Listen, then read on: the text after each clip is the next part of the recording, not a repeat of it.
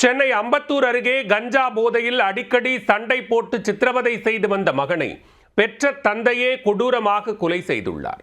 மனைவியை தாக்கியதால் மகனை தீர்த்து கட்டிய சம்பவத்தில் நடந்தது என்ன? சென்னை அம்பத்தூர் அருகே உள்ள கல்யாணபுரத்தில் வசித்து வந்த ஆட்டோ ஓட்டுநர் சோமசுந்தரத்திற்கு திருமணமாகி 2 குழந்தைகள் உள்ளனர்.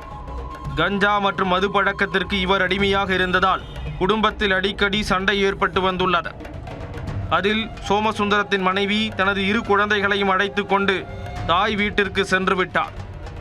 இதனால் தனிமையில் வசித்து வந்த சோமசுந்தரம் மது போதையில் அவரது தந்தை மன்மதன் மற்றும் தாயை அடித்து துன்புறுத்தி வந்ததாக கூறப்படுகிறது. சம்பவத்தன்று வழக்கம் போல பெற்றோரின் நிம்மதியை கெடுத்தவர் அவர்கள் இருவரையும் கடுமையாக தாக்கி சித்திரவதை செய்து வந்ததாக கூறப்படுகிறது. ஆட்டோ ஓட்டி சம்பாதிக்கும் பணத்தை குடித்தே அழித்ததோடு மட்டுமல்லாமல் பெற்றவர்களின் நிம்மதியையும் கெடுத்து வந்ததால் இருவரும் கொடூர முடிவை எடுத்துள்ளனர்.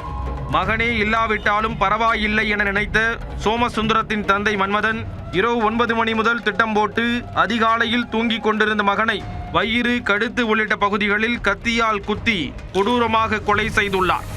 தகவல் அறிந்து விரைந்து வந்த அம்பத்தூர் இன்ஸ்பெக்டர் ஜமீஷ் பாபு உடலை கைப்பற்றி பிரேத பரிசோதனைக்காக அரசு ராஜீவ்காந்தி மருத்துவமனைக்கு அனுப்பி வைத்துள்ளார். மேலும் கொலை தொடர்பாக வழக்கு பதிவு செய்து விசாரணையை தொடங்கினார்.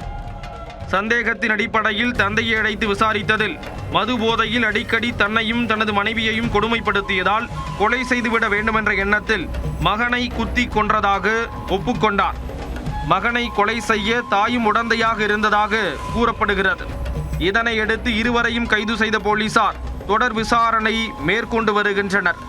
மது போதையில் தினமும் சித்திரவதை செய்து வந்த மகனை பெற்ற தந்தையே கத்தியால் குத்தி கொலை செய்தது அம்பத்தூரில் பெரும் அதிர்ச்சியை ஏற்படுத்தியுள்ளது.